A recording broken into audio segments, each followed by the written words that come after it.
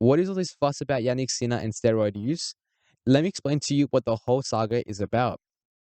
The exact drug he tested positive for was Clostebol. Clostebol is in fact banned under the World Anti-Doping Agency.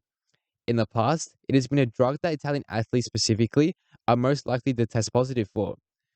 This is due to Clostebol being a drug which is available over the counter, that means without a prescription, making it really easy to access. So according to the Sinner team, Yannick's physio had been using a spray to cure an open wound, which contained Clostebol. The cut occurred on the finger, which then made direct skin-to-skin contact with the athlete through massages. That was the official series of events that the team provided to the International Tennis Federation. If you're wondering when this happened, it occurred around the time of Indian Wells, which was in early March of 2024. Then later on, it occurred for a second time 8 days later. These two instances were brought forward to the ITF, which decided to dismiss the case. The ITF cleared him of all fault, saying it was plausible for the case to have occurred without the intention of foul play. In other words, a mistake. However, he was forced to hand back a sum of his Indian Wells prize money, which amounted to 325,000 US dollars. Since the incident, Yannick elected to fire the two team members involved, the one which transported the used product and the physiotherapist who applied it fortuitously to Sinner. This is Sinner's interview before the US Open, when the ITF decided to clear him.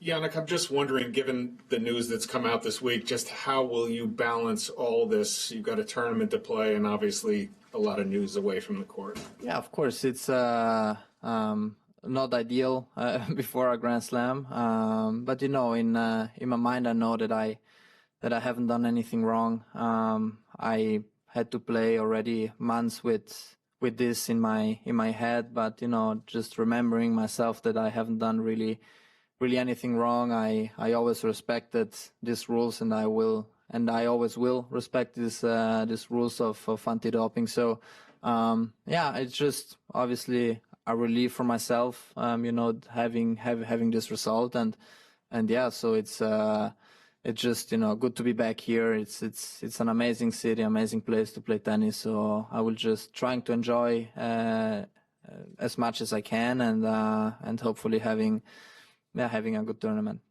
The reason this story persisted after appearing closed was thanks to the WADA, the World Anti-Doping Agency, who appealed the decision after the US Open concluded in late September. This is where it gets interesting. The WADA is seeking a ban against Italian for a length of between 1 to 2 years, without a backdate. A backdate is when they take away results from the athlete during the time in which they tested positive.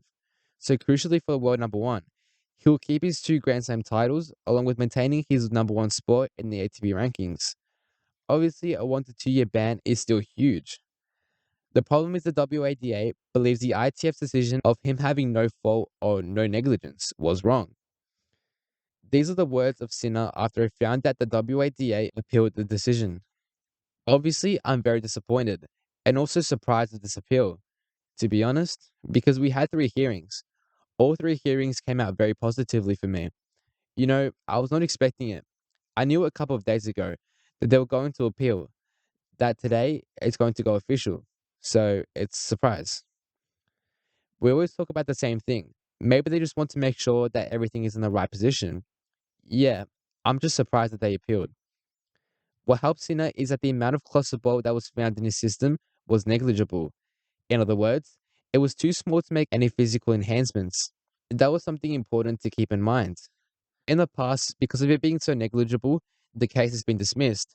For example, in 2024, the Chinese swimming team was found to test positive to a banned substance. The team provided evidence of it being found in the meat they were eating, which was imported from international borders. They were cleared from wrongdoing and were allowed to compete for the games. Or in the case of Clostebol, baseball player for the Padres was suspended for 80 games in the MLB season. Other athletes around tennis have asked for this to be done in a better manner. They want the results to be decided on quickly and for the punishment to be handed out. This is to no surprise, obviously, as a player being so successful means disqualification opens the door up to others if he gets suspended from partaking. Nick Kyrgios, for example, has asked for this to be handled after calling it a joke. The Australian is looking to make his return to the sport for the Australian Open at the commencement of the 2024 season. also the exact time which Sinner's verdict is expected to come out by the WADA, or possibly even further on than that. Usually these cases take about 6 months to be processed, with a quick case being around 4 months. Maria Sharapova being an example of the quick 4-month investigation, which spanned over 2 years, a similar amount of time as Sinner is being prosecuted with. These cases cannot and are never taken lightly. They are highly sensitive cases which have the power to completely derail a career and defame someone with so much promise. We should all, as spectators, be hoping that they take their time and find the most righteous result after a well done and diligent investigation.